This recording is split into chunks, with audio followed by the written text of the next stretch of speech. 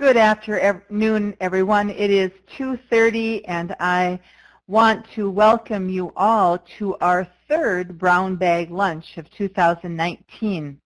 I think you'll be amazed to note that to date, 700 people have participated in our Brown Bag Lunch sessions.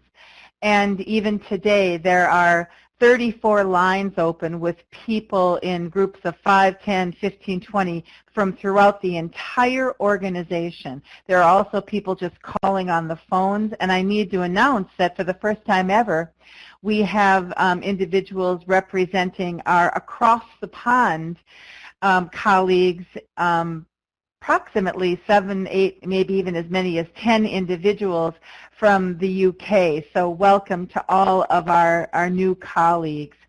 These brown bag lunches really are predicated upon a tremendous amount of engagement and involvement by our employees. And so I really want to thank a set of individuals, not only members of our engagement team, Stephen and Ari, Stephen Zarnfeller and Ari, but I also want to thank individuals that are out in the field. Gary Dodona, I want to thank Gary a lot for his constant pushing and nudging and guiding this effort, and he really has been really quite remarkable.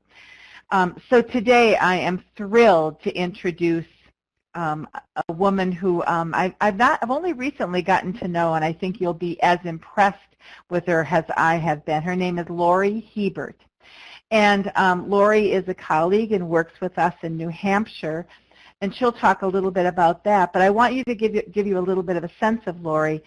Lori comes to us with over 15 years of project management. We all know how important that is.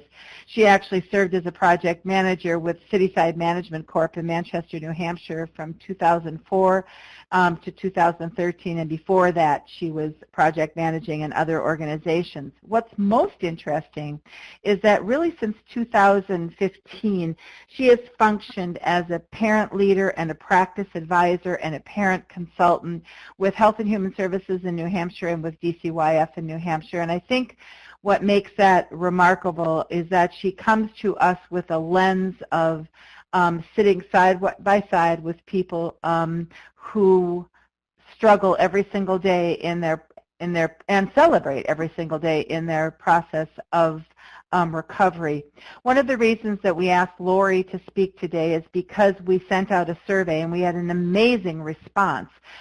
Thank you for all of those from throughout the agency that responded, and this was one of the areas that you were very interested in. You were also very interested in community collaboration. You were also very interested in understanding how to really build circles of support or coalitions of people that care around families. And so all of this, I think, fits that specific ask that you had. So without any further ado, I'd like to introduce Lori Hebert. Thank you, Lori. Thank you for having me today. Full disclosure, I'm a little nervous and excited at the same time, so thank you.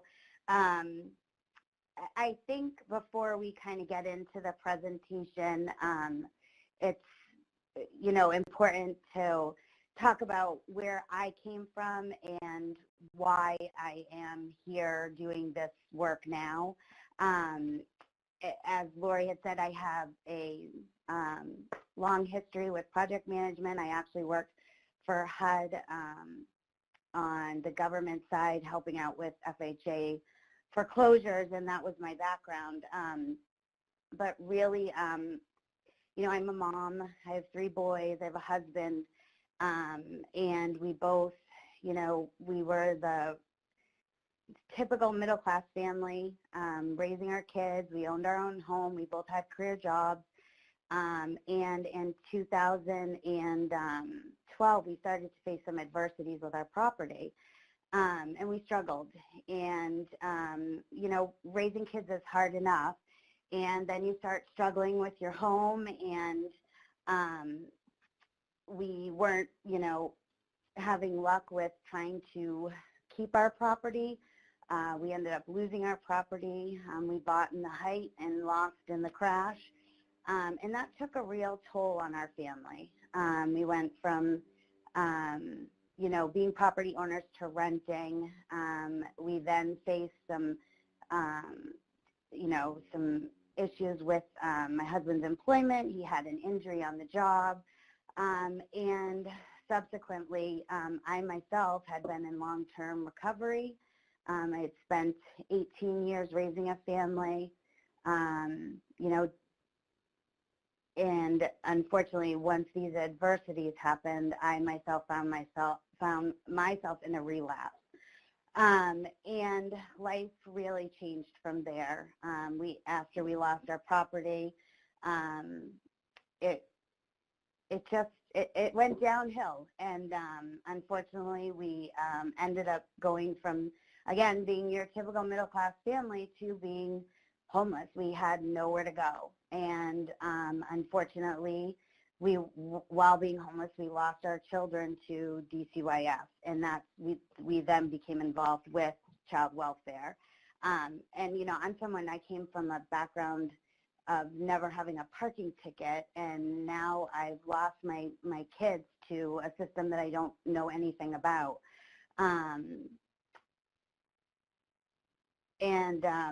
You know, it's been 5 years since that's happened, and we've spent the last 5 years working really hard. We were lucky. I think we came into child welfare with having a good foundation with our family, and we recovered quickly. I was able to, you know, I've been now 5 years in recovery, and this bout is a lot different than my last. You know, I was almost 18 years in recovery the last time, but this time's different. I've really focused on what's important in life, and you know, prior to this all happening, it was what kind of car did you drive? What did the front of your house look like? Now it's how is my children's education? I'm super involved in the community with what they're learning and how they're learning, and you know, also very into whole health and wellness and wellness for myself and my family. But really in 2015, I became involved with the New Hampshire Parent Partner Program through the state. And what it is it's a program where families that have been involved in child welfare can lend voice to practice policy, talk about what happened, what worked, what didn't work. And I have to say, I think that was also a big part of my own recovery, meeting other families that have been involved. When you're involved with systems, it's very shameful, it's embarrassing, and it's not an easy thing to recover from without support, without network.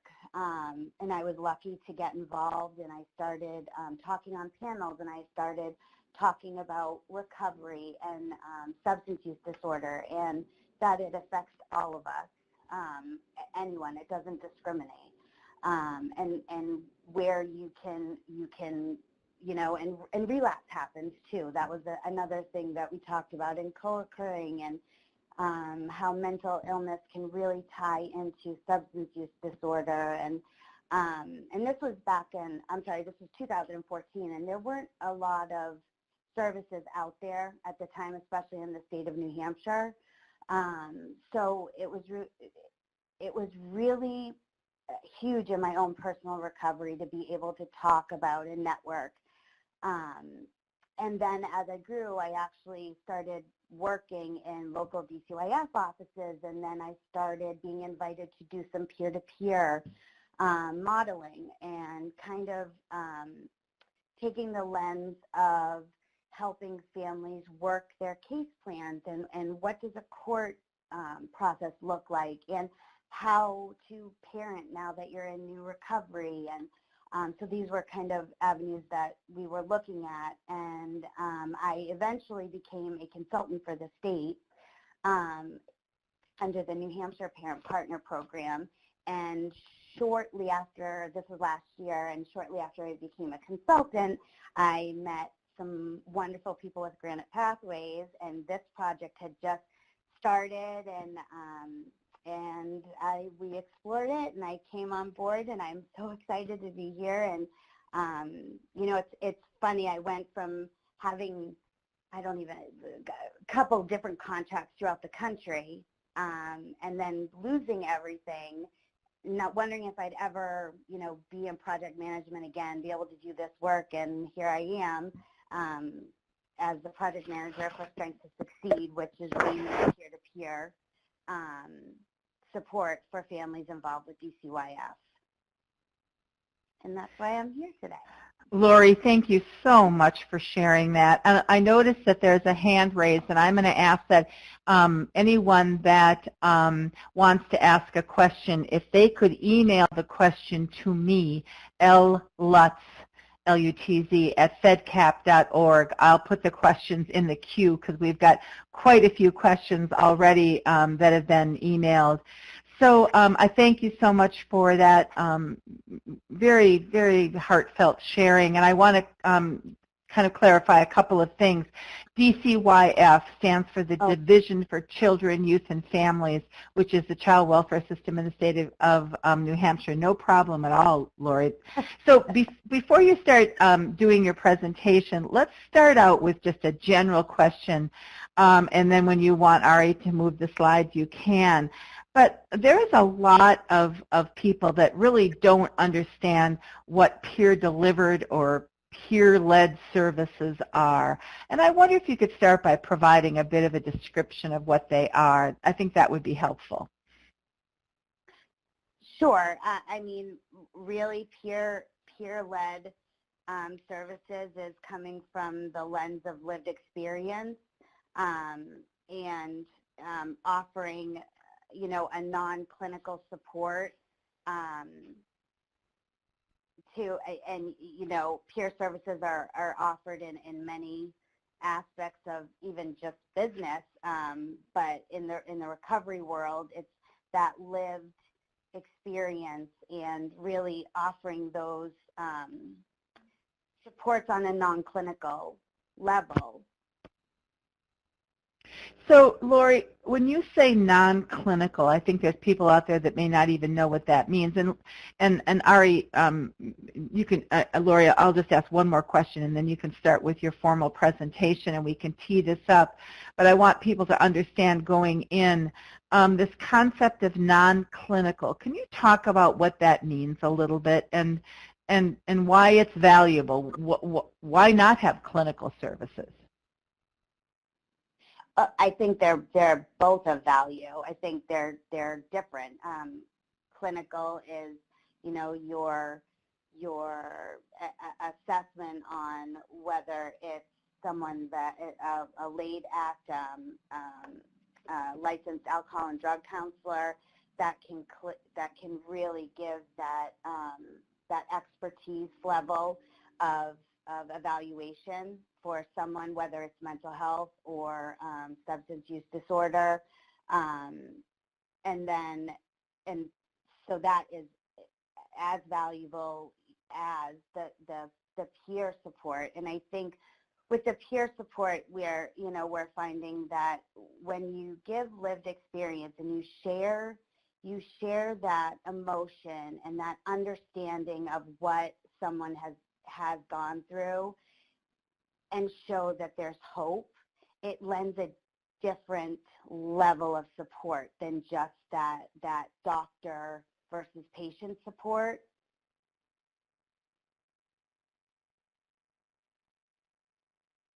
And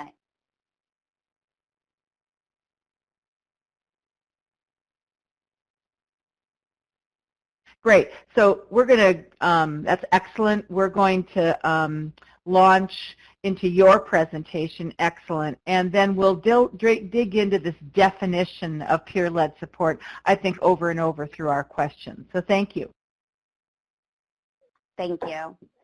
I think the first thing that comes up is, you know, what is recovery? And as defined, recovery is a process of change through which individuals improve their health, wellness, live self-directed lives, and strive to reach their full potential. I think a lot of people look at the word recovery and think of, especially when it's substance use disorder, they think of inpatient and 28-day programs and maybe then transitional living. But recovery can have many pathways. Even on the mental health side, I think people still think of institution and hospitalizations, and but there's different levels of support through recovery, through clinical treatments, but also there's use of medications now, medically assisted treatments, support from families and schools. I can say from my own personal recovery, being a part of the parent-teacher organization and being a board member and I really dove into being involved in the school district, and that can really support someone's recovery and their well-being and their mental health well-being. There's faith-based approaches, peer support, and there's other approaches. A lot of communities in the area have support groups that are popping up. And really, I think it's just understanding that there's just not one path to recovery. It really is it's an individual, what works for you and what can you sustain through your recovery. Ari, we can go to the next.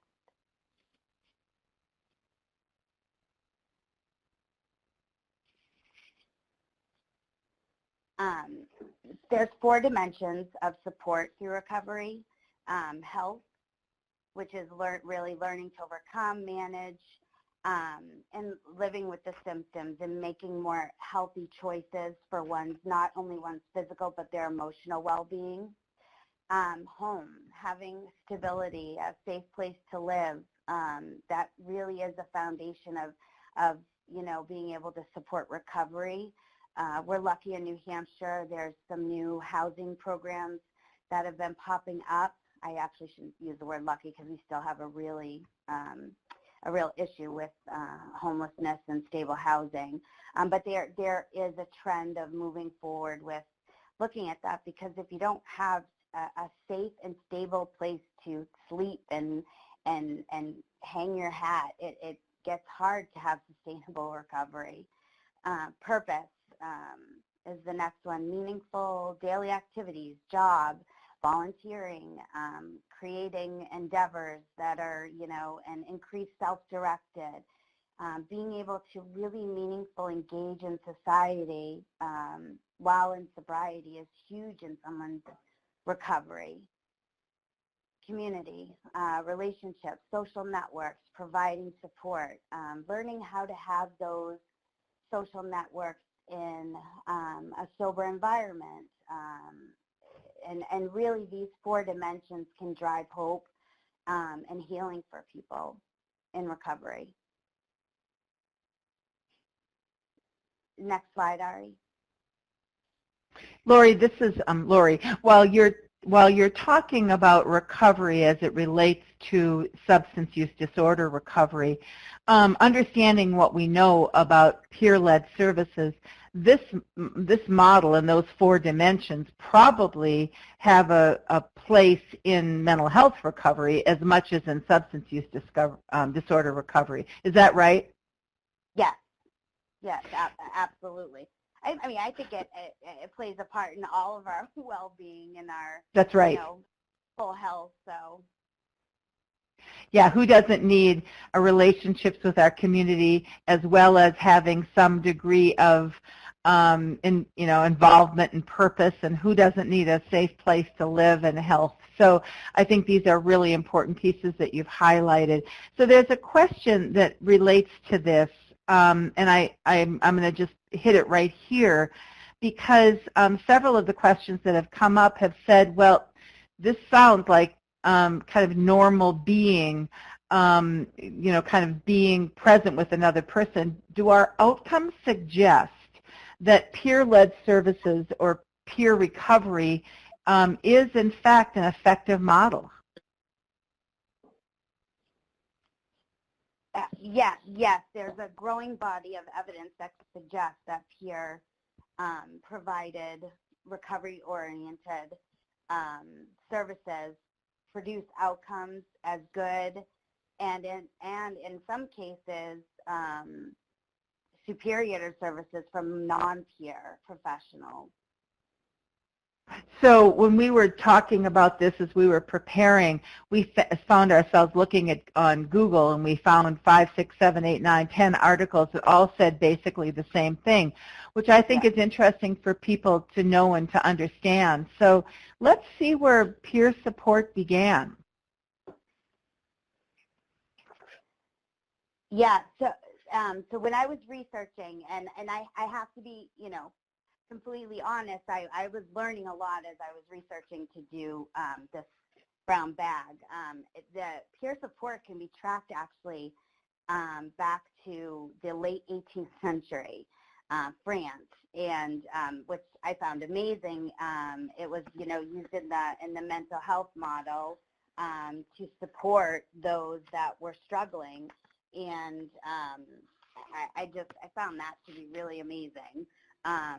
And then in further researching, in 1967, there was a model of community mental health that required employment of non-professional peers. So they were actually being paid as early as the 60s to support this peer-to-peer mental health model. And then as we looked into the recovery world, that's where CCAR, I'm losing my train of thought on what CCAR stands. It's the Connecticut, I'm sorry, lost my, but that's It doesn't matter. It doesn't matter. Keep going. I'll look it up for you. Okay. I had it written and I don't know what I did with it. So in the 90s, CCAR organized the first recovery center. And what was amazing when I was looking at the recovery centers, in 2014, the state of New Hampshire had 0 recovery centers. And as of today's date, we have over 13, which is amazing because that's where a lot of the peer-to-peer support, the support groups come out of. So to see how far just New Hampshire has come in the last several years. And then Faces and Voices of Recovery was founded in 2001, which provides a growing advocacy for people in long-term recovery from addiction to alcohol and drugs, their families, friends, allies, and they do a lot of support with this peer-to-peer movement and showing, some of the stuff I found on Faces is that, this peer-to-peer shows an increased sense of hope and inspiration. It shows for people in recovery, they have increased engagement with their own self-care and their wellness and their increased engagement in different types of treatment options or support options. And then another thing that we found was the Faces and Voices made significant impact on federal level, influencing funding and decisions for recovery support through legislation. And the Cures Act, the 21st Century Cures Act, was where our program started out of the funding from. So it was interesting to see the involvement of the peer-to-peer and where it really started. Excellent. And as Craig has posted in There it is. CCAR, there it stands for Connecticut Community for Addiction Recovery. And I think what I really appreciate about that is that the Connecticut, and actually New England, has been a leader in a lot of ways in this. So I think we're going to find that more and more as we move forward. So what we have here is an understanding that is all the way back to the 18th century, Lori, to today. There's been this concept of peer support and peer recovery. And so this isn't new, and it isn't necessarily what one might say untested, but it's gaining increasing, I think, favor in the recovery community, whether it be in mental health and or in substance use disorders. So great, thank you.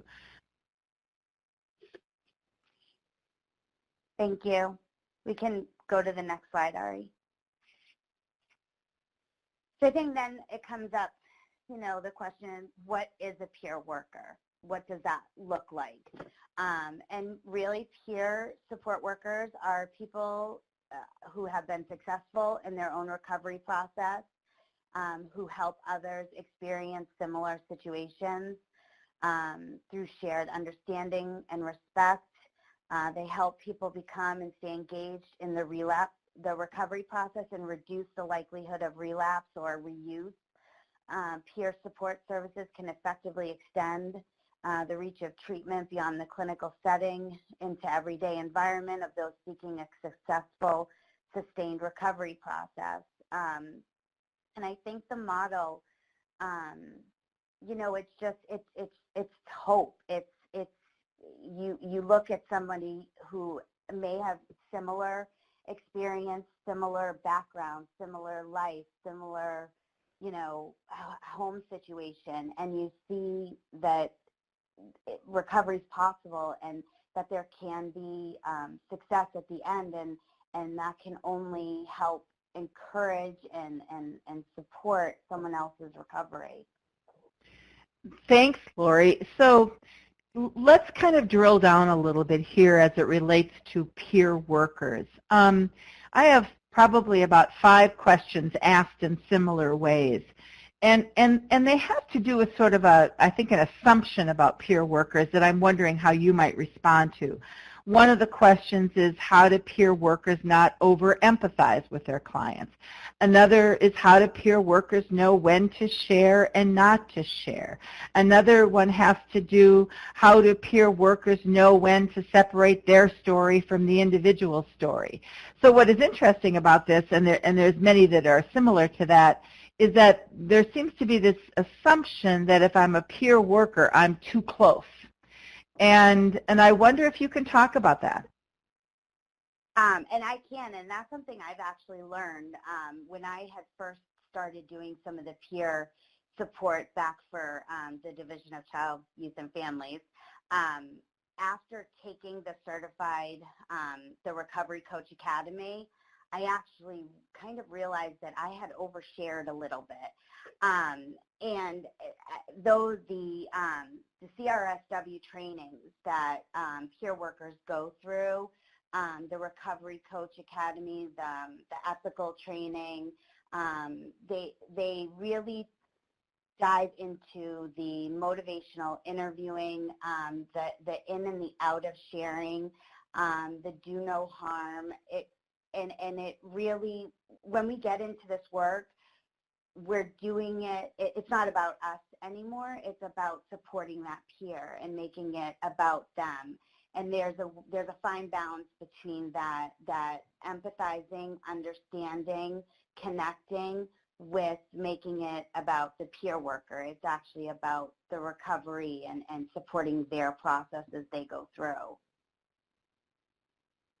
Was that a challenge for you to systematically make that, kind of make sure that you were balanced and are balanced as you're helping people walk through these pieces? And do you have any, kind of tools or tricks that you use to make sure that you don't step over the line?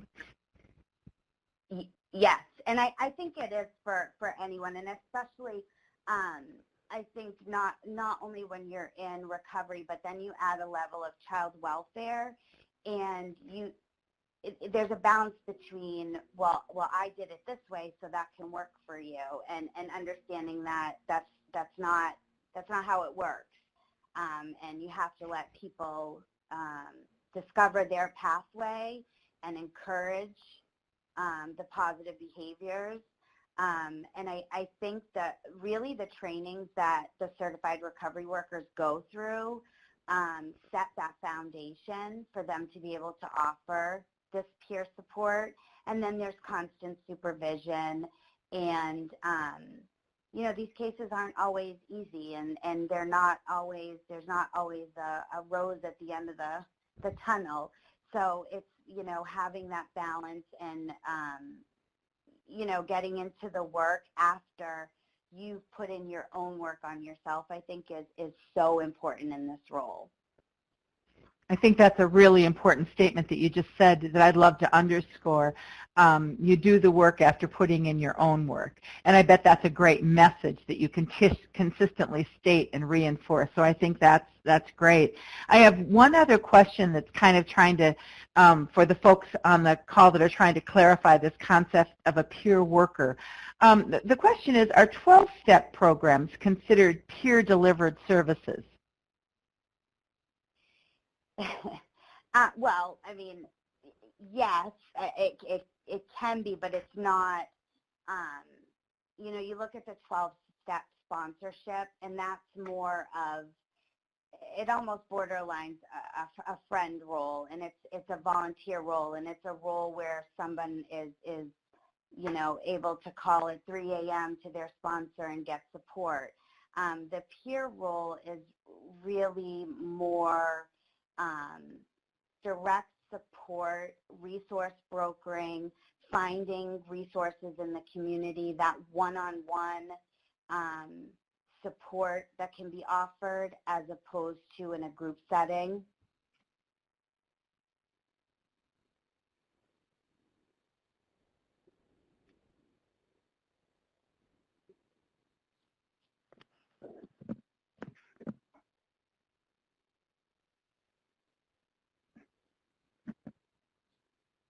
Can you hear me?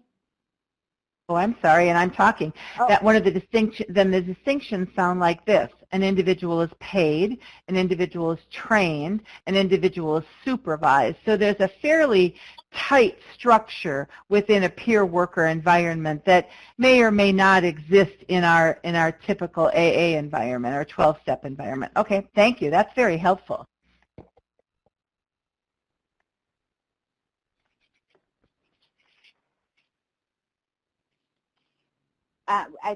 Ari, we can go to the next slide. Okay.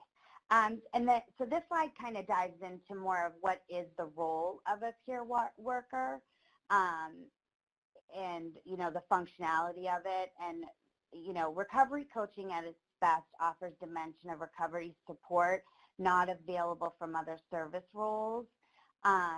So you think of that clinical versus that direct support, being able to offer that emotional support, especially through that lived experience.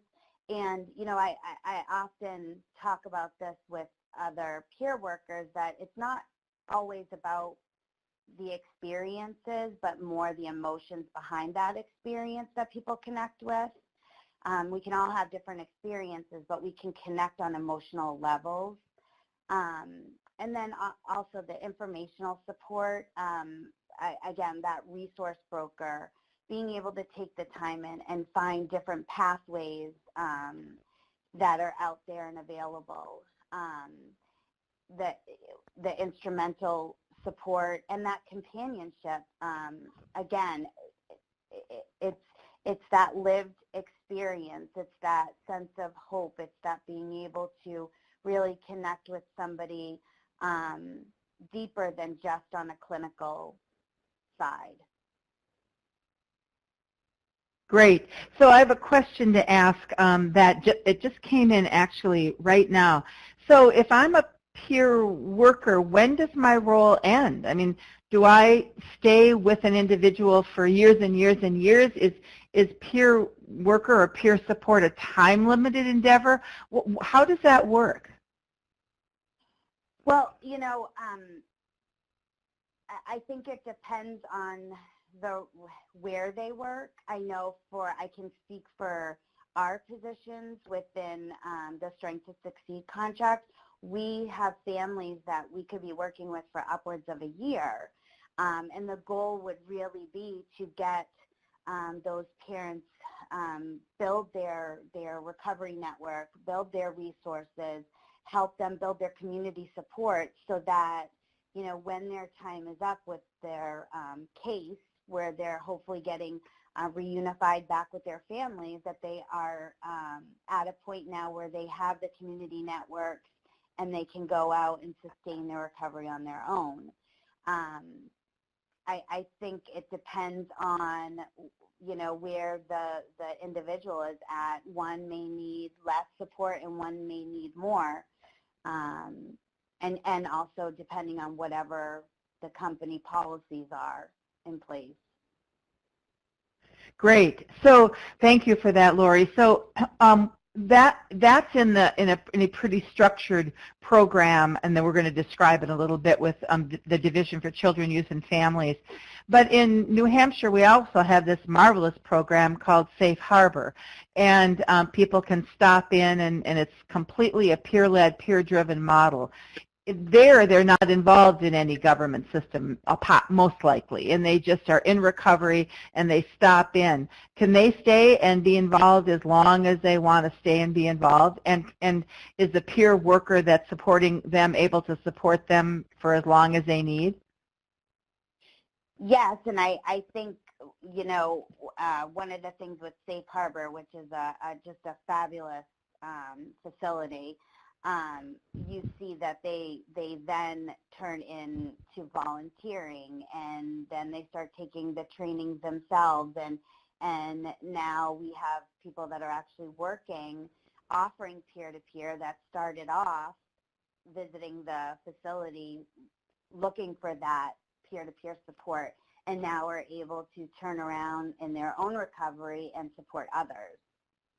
I see. So that's an interesting question. Is there a time frame in which, if I go through recovery and I've been attending Safe Harbor, is there a time frame in which I need to actually be in recovery before I can evolve into the role of a peer worker?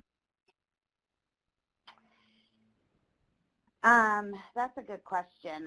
I think it depends on the facility's policies. I can speak for our program, and we do look for sustained 2 years in recovery in order to do this work. So you're looking for someone that is able to demonstrate that they have the emotional support. They're connected to information. They're connected to skills and tools, and they don't need the companionship as much as they're willing to give the companionship. Right. Because I would think that would be a danger if I'm newly in recovery. Not that we don't all give to one another all the time, but I would think that would be kind of a danger if I'm actually needing more than I'm wanting to give. Yes, exactly. Yes, I would imagine so. Yeah. Great. Yeah. Okay. Okay, Ari. Okay, so now we're going to go into, which we kind of already touched on. You can go to the next, is our peer-led support programs. So Safe Harbor, as we were just speaking about, was launched in 2016 to serve as a safe place for people in recovery on the Seacoast. And I mean, I can attest it's a wonderful facility, and they have a program that they're running out of their sober parenting, which I wish we would have in every corner of the state, maybe country. It's a place where parents can go. It's either 12 or 14 weeks of sober parenting. And you know, we have a lot of parents that come into recovery that possibly have never parented sober. And this program offers supports and parenting ideas, evidence-based programs for parenting while in recovery and sustaining that even after the program. We've built on the peer support model. Safe Harbor has peer-to-peer. We've got peer-to-peer in the Strength to Succeed. We've got peer-to-peer in the Doorways programs now. So, you know, there's a lot that Granite Pathways is doing in the peer-to-peer world. So we talk about we talk about the Safe Harbor Recovery Center, and then we talk about family support groups, and we need to talk about what Doorway is. But let's break these two up for a moment. Safe Harbor, it's interesting for those that may be aware of this. This was, talk about driven by the community. This was something that the community wanted. The community found the space. The community found the funding, and it was augmented by the state. But we served over 25 individuals last year. They walked through our doors looking for support and assistance. And what are some of the ways that Safe Harbor provides support and assistance? Are there groups, individual sessions? There's workshops on work readiness? What are some of the things that we do to help an individual in recovery, Lori? They do everything from, they've had acupuncture, Reiki, they do groups, they do the sober parenting journey classes, one-on-one peer support. There's probably more programs that I'm not even aware of, but they do a lot for the recovery community. Great, great. And then we have over 1,250 family members sought out our family support groups, which I know we've been doing those for some period of time, and the numbers just seem to keep growing. If I'm a peer-led, and this is something that you undoubtedly do, if I'm facilitating a peer-led family support group, what's my goal? And this is individuals who if I understand it correctly, most of these family members have a loved one either struggling with substance use disorder, in recovery, or maybe even have died from opioid addiction. Is that correct? Yes. And so if I'm a peer-led family support group leader, what am I doing in those sessions? Really, I mean, and I have to be completely honest, I'm not an expert in this area of it, but I know we've actually had a couple of our staffers go through the trainings for these family support groups and go through nurturing parenting, and we also have had PASTA is another platform, parenting a second time around.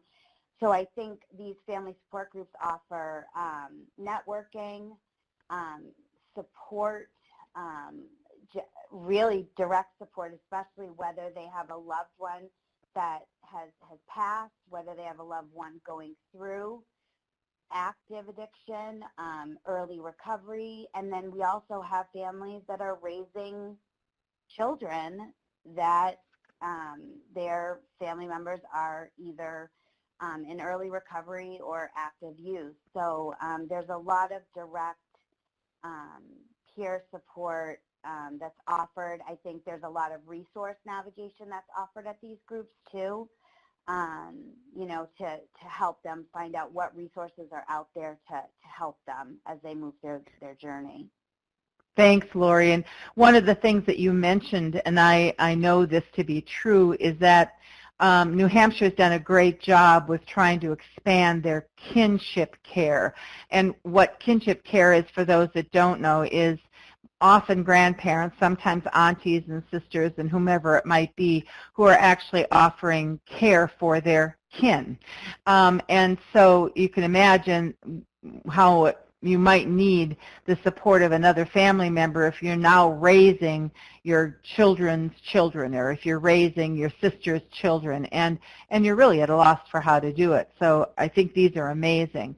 Now, we also, and I think this is the next slide, we also just won a big contract with DCYF, and if you could talk, and that's a Strength to Succeed, could you talk about that?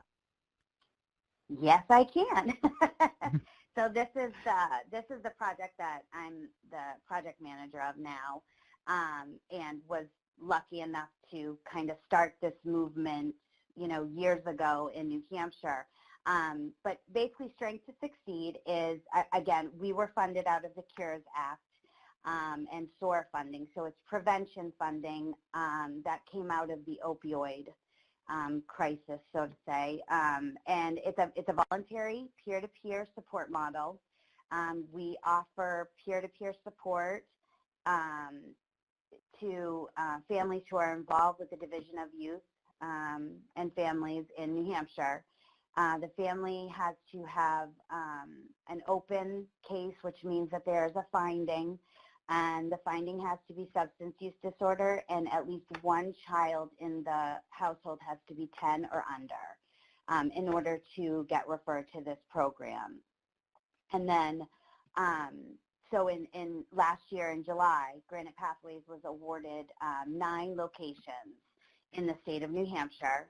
And in each location, we're offering peer-to-peer direct support for parents that have open cases, and in most cases, their children have been removed.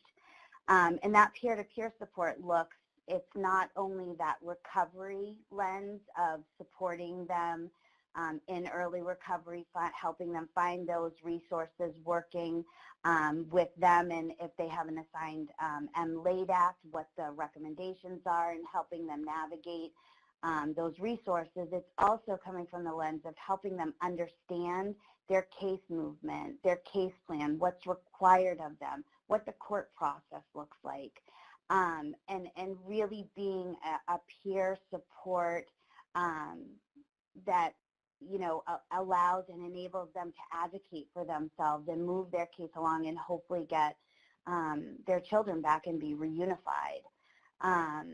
There's another aspect of the contract along with the peer-to-peer is we're also offering in-home services for those families that have gone through the process and now are at that reunification point.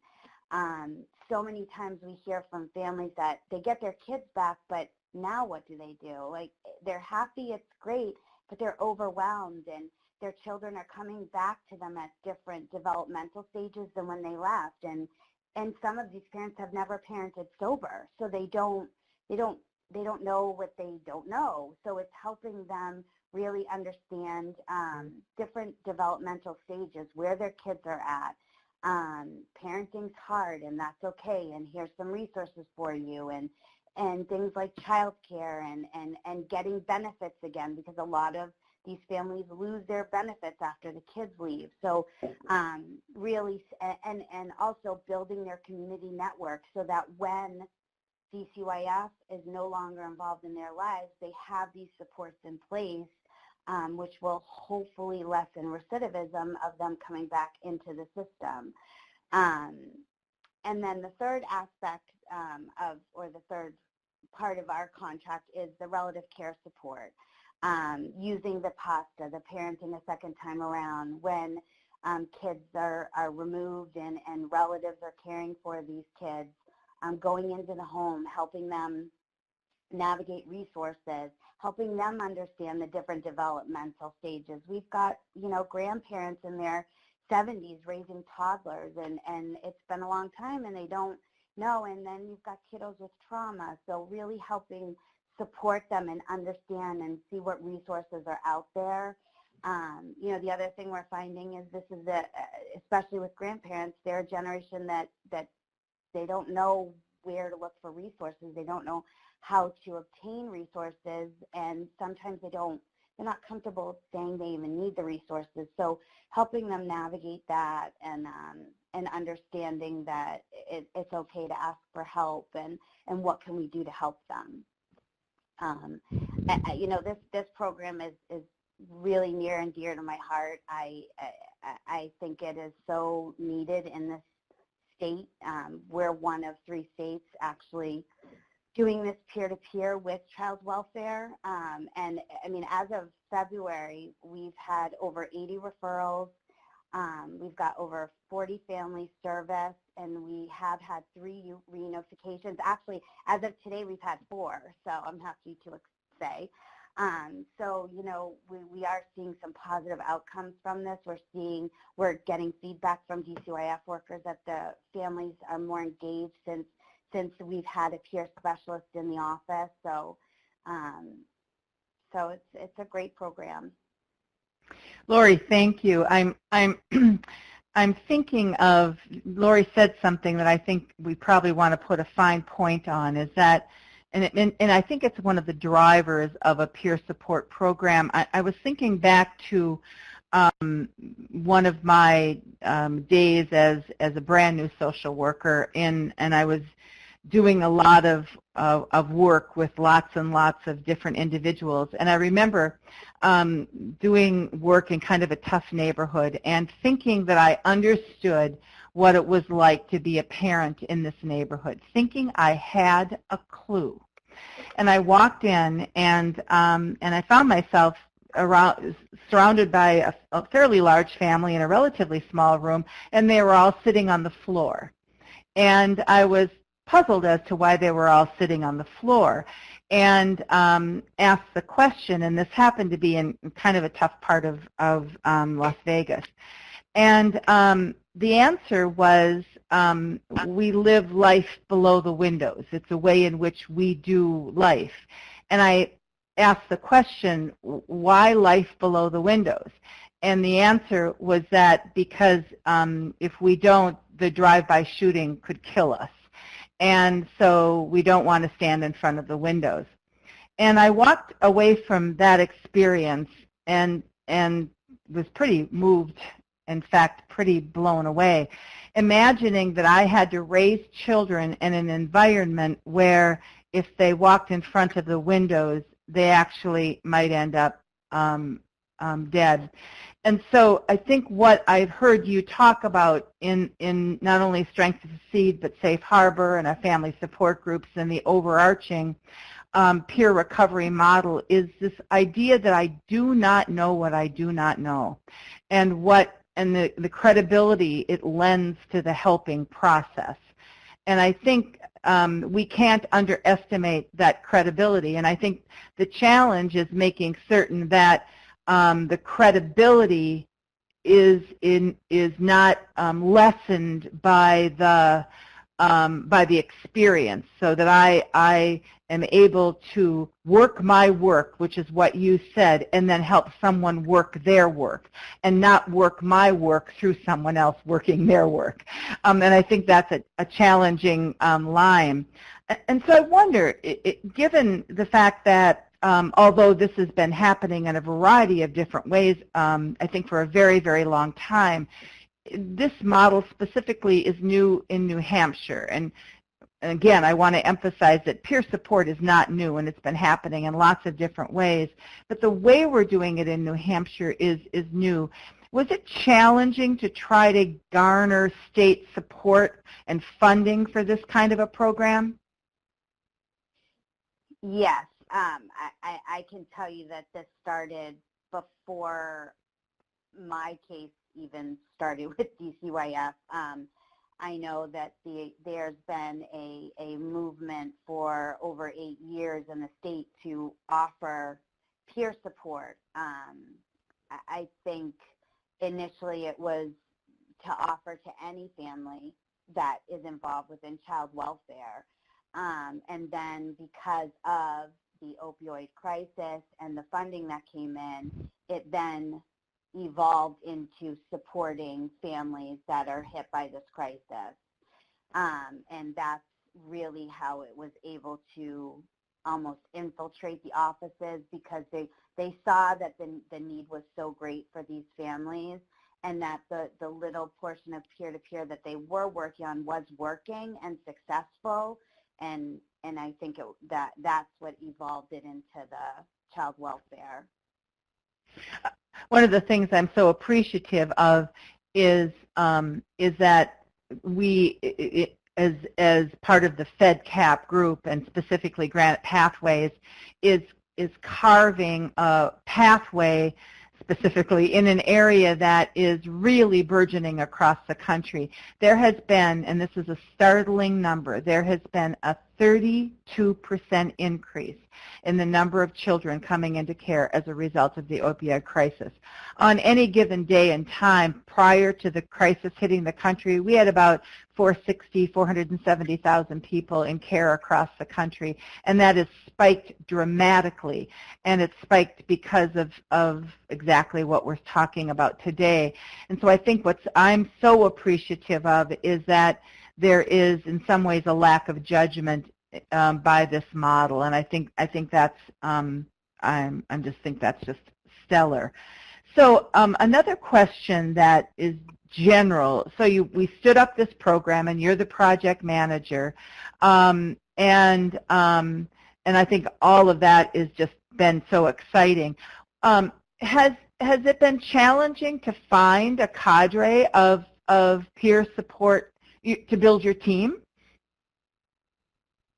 Yeah, I would be lying if I said no. Yes, one of the you know, this model, and especially the way the scope of services has been written, is we are looking for not only the lived experience with DCYF and successful outcomes, but also recovery and successful outcomes. And, you know, looking at the model, and again, going back to, you want a peer worker in this role that has done their own work, is ready to support someone else wholeheartedly and not for their own support. So really looking at that 2-year recovery, and their case with DCYF, if they've, you know, had an open case or even an assessment, which would be just the investigation portion, would have to be closed for a year. So it's not an easy role to fill. So one you're saying is a time frame. The other is they cannot still be so angry at DCYF. They can't be, you know, right, viscerally so angry that they can't help. And a year is even a very fragile time for that, as you can attest more than anyone. Lori, how long do you think it took you to be in the place where you said, I'm ready to be a peer support to someone else? I'm to the point where I can help. How long do you think that took you? I think it took me about a year and a half, closer to 2 years, I do. I think I was still, and I wasn't angry. I didn't come from an angry place with the system, but I was shameful. I was embarrassed. I had a hard time moving past. And I feel like for myself personally, if I had been in a position where I was trying to support another individual in recovery and involved with DCYF, I think that would have come out. I needed to work through, and I will say that New Hampshire Parent Partner, that Better Together program, where parents network, I think that really supported my ability to move forward in my own recovery and in the ability to support others. Wow. So you, I think you touched on an area that we all struggle with in both mental illness and in substance use disorder, is this absolute permeating shame orientation to both areas, to having a mental illness and to having a substance use disorder. And I think that the stigma associated with that is probably something that I know many high-level experts in the field have been trying to combat. We were honored to have Patrick Kennedy come and present at one of our solution series, and his work has been nonstop, not only about parity, about ensuring that there's parity in health insurance, but trying to combat the stigma that's associated with substance use disorder, with mental health issues, and with being involved in the system, period, with being Right. involved in the system. Right. So I think that's really kind of a challenging piece of the puzzle. I remember another quick story. For a period of time in my life, my brother was struggling, and so I became kin caregiver to his 2 children. And I was struggling with trying to get services and some supports, and I really knew the system, so can imagine that. And I remember, right? And I remember sitting across the desk from the social worker, and the very act of sitting across the desk and asking for help was one of the most humbling and quite remarkable experiences. And I think it didn't come from it didn't come from within me. Quite honestly, it came from the way I was treated by the system. I felt like I had a right to ask for help. That was their job. But the experience that I had with the system in that role was provoked some shame. And so I think that's another thing that I imagine you do in your peer-led work is really try to address with all transparency this issue of shame, because it can be crippling unless it's addressed. Can you talk a little bit about that? Yeah, and I think that's where this peer-to-peer goes, above and beyond, is that we all feel it. We all go through it, but it's what we do with it, and how we attempt to let it go, and whether it's therapy, whether it's journaling, whether it's talking, just how do you forgive yourself? How do you move forward? How do you let some of that go? And giving that different, I guess, pathways on letting go of the shame, options, and just letting just the honesty of it, that we all go through it, and that anyone can be hit with substance use disorder. Anyone can be hit with being involved with child welfare. It can happen, and it does happen, and it's not to say it's okay, but it's you can move on from it. There's life after it, and really that lived experience of showing that there is a pathway to recover from that. There really is no we, they, is there? No. No. And I think that's maybe what lived experience teaches us, is that, at any given point in time, I could be we and I could be they. And I think that's one of the most critical lessons from all of this. One thing I want to maybe start to close us down here, and that would be, where do you imagine, as Granite Pathway specifically, and this model of peer work starts to really move across not only the Fedcap Group, but across maybe state by state, do you imagine that there's some lessons learned, even in our Strength to Succeed peer support group, that we might say to state leaders, hey, listen, if you're going to start this kind of an important thing and we have outcomes to demonstrate that it's effective, these are some things you have to do. These are some lessons that we learned. Could you start to give us a few of those? Yeah, I think honestly the biggest thing, and we're kind of pushing for this right now too, is language. I think lessons learned is language that's used, whether it's language about mental health or recovery or people involved with systems. Language can be detrimental to progress, and changing the language to change the mindset, I think, and that has to come from top down. I think, we find that we struggle in certain offices because the language and the mindset is very negative about, recovery, and can people even recover. So I think one of the lessons we've learned is really, really changing the language to change the mindset. I'm going to repeat that again, changing the language to change the mindset. It's funny, you're basically saying I don't know which is cart and which is horse, but in some ways, as I speak, therefore I am, and as I am, therefore I speak. And so I think you're saying that that my language needs to reflect my heart, or at least it needs to reflect my vision, even if I'm not all the way there yet, and my heart will follow. And I think that's very powerful, Lori, very powerful. What are some, maybe just a couple more questions around that?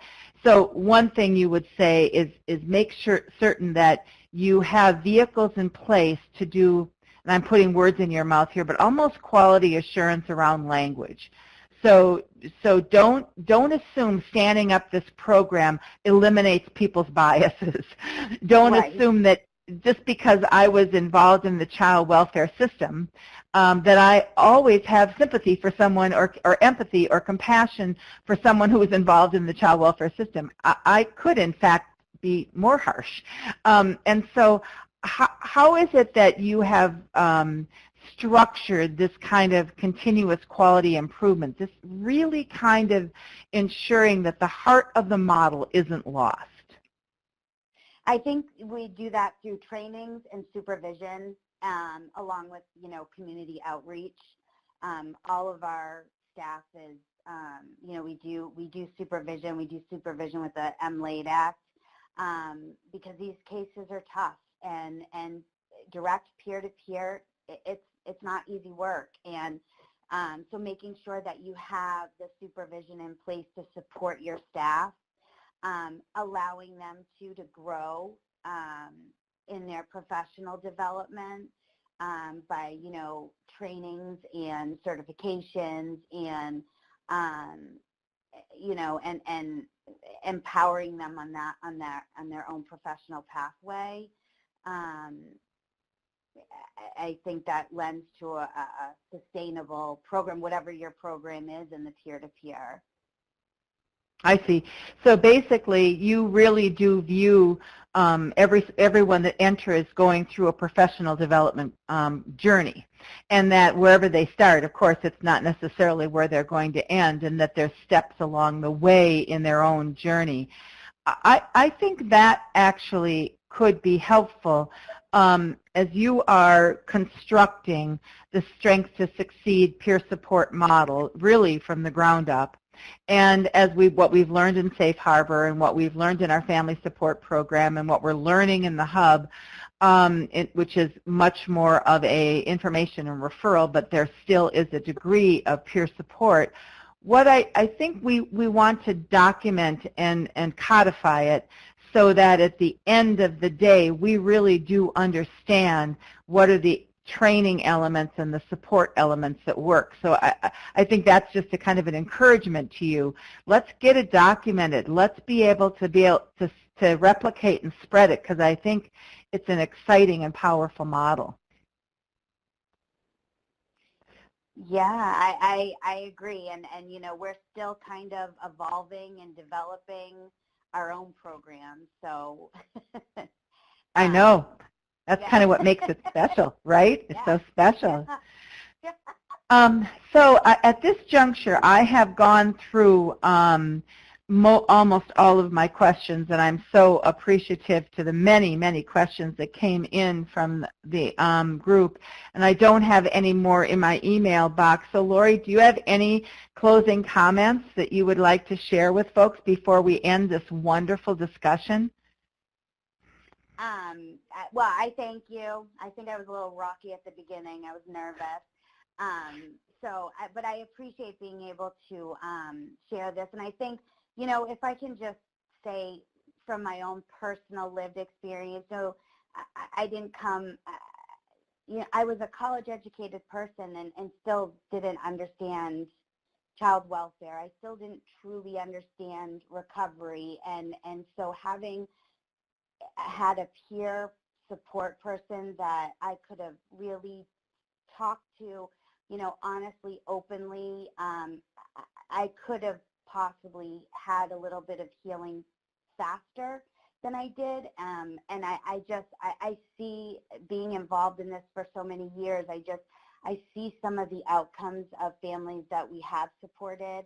And I think the peer-to-peer movement it's the way that we really have to move forward, not only in child welfare, but in other, avenues of the workplace, and giving that lived experience and that open, honest sharing, I think, is so important in our own healing, well-being, and growth as a human being. Well, with that, I don't know if you're having an opportunity to look in the chat room, but one of the pervasive themes in the chat room is courage. And Lori, I want to thank you for your courage in standing up and telling your story and translating that story into lived experiences that can help others, and then driving a program that can really put it all together. We're all very, very appreciative, and I just want to say thank you. Thank you.